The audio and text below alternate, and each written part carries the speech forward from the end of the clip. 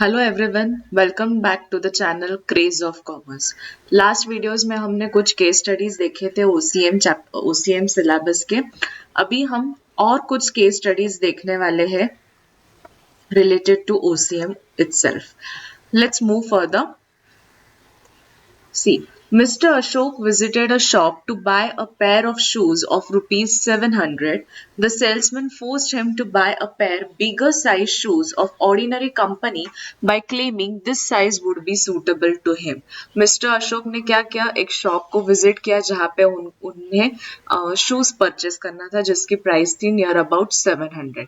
Salesman ने उन्हें force किया कि आप उससे एक साइज बिगर ले, जो उनकी रेगुलर साइज से उससे एक साइज बिगर लो और वो आपके लिए सूटेबल रहेगा, ऐसे बोल के उनको एक साइज बड़ी दी।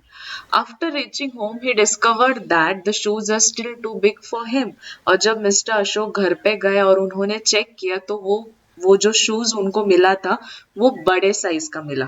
ही complained about the shoes to the shopkeeper. It was denied by the shopkeeper to replace the shoes despite of availability of the stock. और ये सब होने के बाद उन्होंने शॉपकीपर को बताया कि the size is bigger for me and give me a replacement, but the shopkeeper denied for this. This is the case study. Now let's see the questions. Which rights have been violated? तो यहाँ पे mister Ashok के कौन से rights को violate किया गया? The answer will be the right to choose, because हर एक कस्टमर को राइट होता है कि वो अपने पसंद की चीजों को सिलेक्ट करे, चीजों को परचेस करे, बाय करे। बट इसी राइट को यहाँ पे वायोलेट किया गया। क्यों? बिकॉज मिस्टर अशोक को जो रेगुलर साइज थी उससे बड़ी साइज का शूज उन्हें दिया गया। So the right to choose has been violated. Next, comment on the right which has been violated. Right to choose को वायलेट किया गया, उसका डिटेल में एक्सप्लेनेशन पूछा है। तो every consumer has the freedom, every consumer has the freedom, it has the liberty, free होता है कि वो अपने मनपसंद के गुड्स और सर्विसेज को बाय करे according to his likes and dislikes. The seller, जो यहाँ पे शॉपकीपर है, he cannot force, he cannot compel the customer, मतलब शॉपकीपर मिस्टर अशोक को कंपेल नहीं कर सकता है, फोर्स नहीं कर सकता है, जबरदस्ती नहीं कर सकता है कोई उसके मनपसंद के गुड्स को बाय करने के लिए। So this is what the right to choose says, that every customer has the right to select his goods according to his likes and dislikes. Next question, where can Mr. Ashok file his complaint? कहाँ पे mister Ashok complaint file कर सकते हैं? He can launch a complaint to district consumer forum. District consumer forum में mister Ashok जाके complaint को file कर सकते हैं, लॉन्च कर सकते हैं। अभी डिस्ट्रिक्ट कंज्यूमर फोरम ही क्यों? Why not National Consumer Forum? The reason, or why not state? The reason is because the product price is rupees 700. तो डिस्ट्रिक्ट कंज्यूमर फोरम में अगर आपको कंप्लेन लॉन्च करनी है तो वहां पे कुछ रूल्स है कि इतनी अमाउंट तक ही आप कंप्लेन को लॉन्च कर सकते हो। So the criteria or the slab for lodging the complaint is which is not exceeding 1 crores। तो obviously यहाँ पे शूज की प्राइस 1 करोड़ को एक्सीड नहीं कर रही है, इसीलिए वो डिस्ट्रिक्ट कंज्यूमर फोरम में जाएगा। अगर the price is exceeding rupees 1 crore, he may go towards the state consumer forum. So the slab is already being decided by the forum, consumer forum. So here in this case study, in this case Mr. Ashok will file his complaint in district consumer forum. So this was the case study number 1 in this video.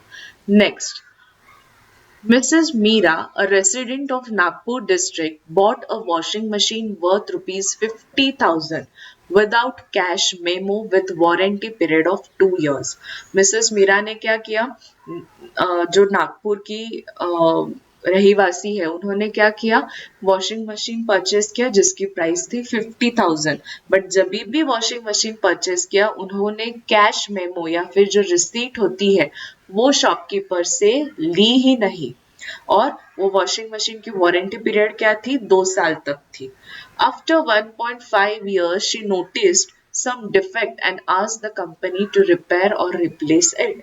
और 1.5 साल के बाद Mrs Meera को दिखा कि washing machine में कुछ defect है, कुछ प्रॉब्लम वो फेस कर रही है, तो उन्होंने कंपनी के पास जाके रिप्लेसमेंट के लिए या फिर कुछ रिपेयरिंग के लिए पूछा।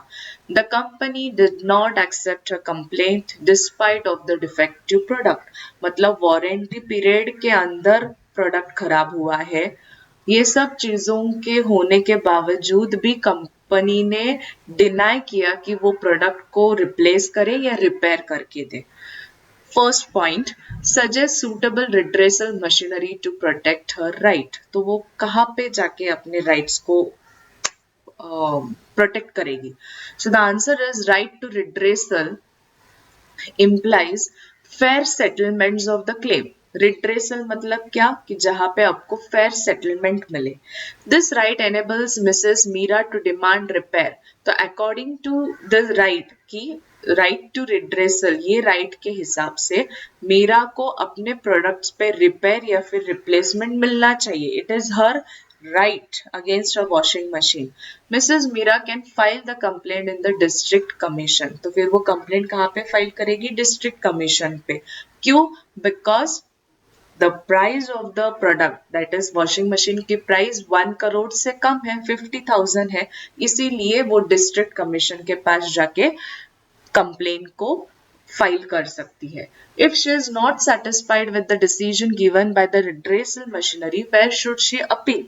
अगर डिस्ट्रिक्ट कमीशन मशीनरी उसके कंप्लेंट को एंटरटेन नहीं कर रही है या फिर सेटिस्फैक्ट्री आंसर अगर मिसेस मीरा को नहीं मिल रहा है, तो वो कहाँ पे जाएगी? She will appeal the same complaint to state commission within 45 days. 45 days के अंदर ही अंदर मिसेस मीरा स्टेट कमीशन के पास जाके कंप्लेंट को फाइल करेगी। Next, what was the negligence of Mrs Meera while buying the washing machine? Washing machine buy करते समय Mrs Meera ने किस चीज पे ध्यान देना चाहिए था कि उन्होंने कैश मेमो रिसीट लेनी चाहिए थी, जो कि उन्होंने किया नहीं। So the negligence done by missus Meera is that she did not collect और ask for the cash memo as soon as she purchase the washing machine. So cash memo या फिर रिसीट ये बहुत जरूरी होता है जब भी आप कोई प्रोडक्ट को परचेस करो। Next case studies, Mr X purchases goods from the nearest shop. Mr X ने अपने नजदीकी शॉप से गुड को परचेस किया। Mr Y purchases mobile from Tokyo. Mr Y ने टोक्यो से परचेस किया। And Mr Z of Nandurbar purchases electronic goods from Delhi. और मिस्टर जेड जो नंदुरबार का है उसने गुड्स परचेस किए दिल्ली से। First question, from which type of market does mister X purchase? Nearest shop मतलब कौन सा मार्केट हुआ ये?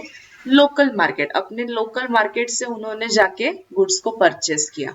सो X purchases goods from local market. Name the type of market from where mister Y deals. Mister Y ने Tokyo से purchase किया। Tokyo मतलब that will be an international market, that will be a foreign market, because अपने domestic boundaries से cross करके उन्होंने goods को purchase किया है। So that is the foreign market और you can say international market. State the type of market from where mister Z purchase. Mister Z कहाँ पे रहते हैं? नंदुरबार में, बट उन्होंने परचेज किया दिल्ली से, मतलब अपने ही कंट्री में से परचेज किया बट अलग स्टेट में से परचेज किया। सो that is a national market. So Mr. Z purchases electronic goods from Delhi, that is a national market. So अलग अलग टाइप के मार्केट्स है, लोकल मार्केट है, इंटरनेशनल मार्केट जिसे फॉरेन मार्केट भी कहा जाता है, और है national market. And the last case study in today's video. Mr. X deals in import and export business, so he needs different foreign currency. अगर आपको import export का business करना है तो आपको आपके country के currencies में deal नहीं करना होता है. You need to deal with the currencies from where you are importing, right? So foreign currency से deal करना पड़ता है. For the expansion of his business, he borrows money from bank. और बिजनेस को एक्सपांड करने के लिए वो पैसा बैंक से ले रहा है। He invest his funds in the equity shares, और पैसों को कहाँ इन्वेस्ट कर रहा है? इक्विटी शेयर्स में। Name the market from where does mister X borrows fund. Mister X ने कहा से फंड्स को बोरो किया? बैंक। तो बैंक ये कौन सा मार्केट है? कैपिटल मार्केट है, जो आपको इन्वेस्टमेंट के लिए पैसा प्रोवाइड करती है, that is a bank, so that is called as a capital market. Name the market from where does mister X invest his funds. X ने कहाँ पे फंड्स को इन्वेस्ट किया? Equity shares. And equity shares is the regulated market. Regulated market मतलब जहां पे आप supply and demand forces पे कंट्रोल होता है, ठीक है, आप उसको रेगुलेट कर सकते हो, ऐसे मार्केट को रेगुलेटेड मार्केट कहा जाता है, which is a share market. Which type of currency is required for international market? Different foreign currencies. क्यों? बिकॉज हर एक कंट्री की करेंसी अलग होती है, तो इंटरनेशनल मार्केट में अगर आपको डील करना है तो आपको फॉरेन करेंसी का होना बहुत जरूरी है। So this was everything about the case studies of OCM। If you need any more please let me know, क्योंकि सिलेबस के केस स्टडीज यहाँ पे खत्म हो चुके हैं। If you want any more help for any other questions please let me know in the comment box. Thank you everyone.